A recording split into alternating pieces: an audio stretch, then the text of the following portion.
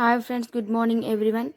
ఈరోజు నేను చెప్పబోయే topic intermediate second year first chapter solid states నుంచి బ్రాక్స్ equation. బ్రాక్స్ derived an equation to explain the relation between the wavelength lambda, angle theta అంటే reflection, interplanar distance d. Explanation: when two X-rays are incident on the crystal plane, they undergoes diffraction.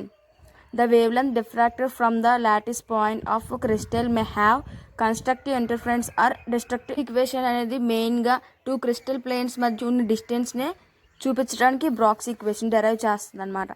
Then first X-ray is distracted from the first point A first plane and second X-ray diffracted from the point B on second plane. The second X-ray wave traveled more than the distance from the first X-ray. Second X-ray అనేది first X-ray కంటే ఎక్కువ travel చేస్తుంది. చూడండి, second X-ray అనేది first X-ray కన్నా travel ఎక్కువ చేసింది.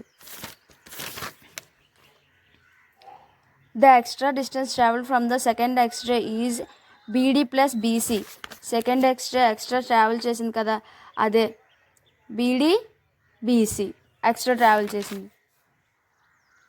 If two X-rays present in the same phase, the extra distance traveled by the second X-ray. రెండు ఎక్స్రేలు అనేది సేమ్ ఫేజ్ మీదే, కాకపోతే సెకండ్ ఎక్స్రే అనేది కొంచెం ఎక్స్ట్రాస్ చేసింది అనమాట.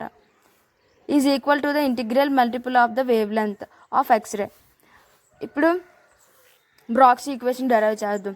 Beedi plus BC equals to lambda n. From the figure but చూసుకుంటే యాంగిల్ ఫ్రమ్ యాంగిల్ ఏబీసీ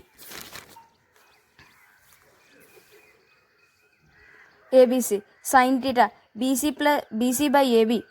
ఇక్కడ ఏబీ అంటే డి, చూడండి ఏబీ అంటే డి డిస్టెన్స్ కదా మనం ఫైండ్ చేస్తున్నాం. Sine theta equals to BC by d. అప్పుడు సైన్ థీటాని తీసుకొచ్చి బీసీని అటు తీసుకెళ్ళండి. అప్పుడు BC is equals to d sine theta. దీన్ని ఈక్వేషన్ 2 అనుకుంటాం. From triangle ABD sine theta BD by AB. ఇక్కడ చెప్పాం ఏబీ ఈక్వల్స్ టు డి అని. అప్పుడు sine theta equals to BD by d. బీడీని తీసుకెళ్ళి సైన్ థీటాని తీసుకొస్తే BD equal d sine theta.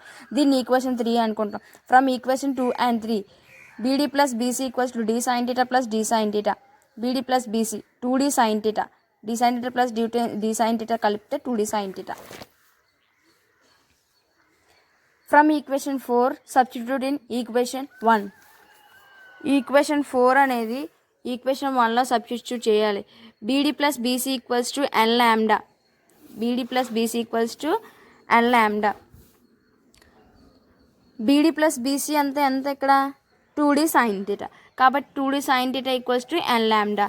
అప్పుడు ఎన్ ల్యాండాని తీసుకొని 2d సైన్ థీటా రివర్స్లో రాసుకుంటే బ్రాక్స్ డైరెక్ట్. అలా కాకుండా ఇంకో ప్రాసెస్ ఉంది.